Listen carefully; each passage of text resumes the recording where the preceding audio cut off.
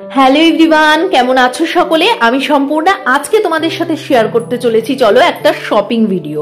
তো রিসেন্টলি তোমাদেরকে আমি বলেছিলাম যে আমি গিয়েছিলাম আমাদের এখানে একটা হাইপার স্মার্ট বাজার আছে এবং সেখান থেকে বেশ কিছু জিনিস কেনাকাটা করেছি।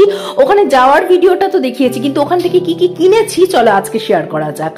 এই যে দুটো কুশন দেখতে পাচ্ছ, এই কুশনগুলো কিন্তু বেশ বড় সাইজের, এগুলো খুব কম প্রাইসে বিক্রি হচ্ছিল, তাই দুটো কুশন কিনে নিয়েছি। ঘর সাজিয়ে রাখার কাছে এই কুশন কিন্তু খুব ভালো কাজ করে। তারপরে দেখো দুটো স্টিলের থালা বিভিন্ন ভাবে খোপ করা রয়েছে, এগুলো আমরা কিন্তু ছোটবেলায় ব্যবহার করেছি, তো আজকে আমি নিজের বাচ্চাদের জন্য এই দুটো কিনেছি। আর এই যে চারটে প্লেট দেখতে পাচ্ছ, চারটে ফাইবারের প্লেট, চারটে ফাইবারের বাটি কিনেছি, কিন্তু চারটেই কিন্তু চারটের দামে কিনিনি, একটার দামে দুটো, অর্থাৎ 1:1 ছিল, তাই আমি কিন্তু এগুলো বেশি করে কিনে নিয়েছি। এগুলো বিভিন্ন কাজে, স্ন্যাক্স খেতে, মুড়ি মাখা, এই সমস্ত জিনিস খেতে কাজে লাগে।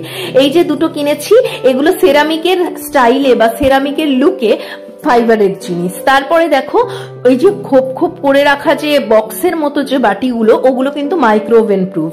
আর এই যে দেখতে পাচ্ছ, এই ফ্রাইং প্যানটা কিনেছি। এই ফ্রাইং প্যানটা কেনার কথা ছিল না, কিন্তু রিসেন্টলি আমার একটা ফ্রাইং প্যানের দরকার পড়েছিল, তাই কিনতে হয়েছে। তারপরে দেখো এই যে এটা কিন্তু এই বটলটা পুরোপুরি একটা গ্লাস, মানে গ্লাসের ওপর, তো যাই হোক ওটাকে আমি কিচেনেই ব্যবহার করব হাত ধোয়ার কাজে, তো ওটা হ্যান্ড ওয়াশের জন্য। আর এই যে এটা দেখতে পাচ্ছ, এই বটলটা কিন্তু টোটালি কাচের, এবং এটা আমি ডিটক্স ওয়াটার বানাবো বলে এই বোতলটা কেনা হয়েছে। এখনো পর্যন্ত ডিটক্স ওয়াটার বানিয়ে উঠতে পারিনি।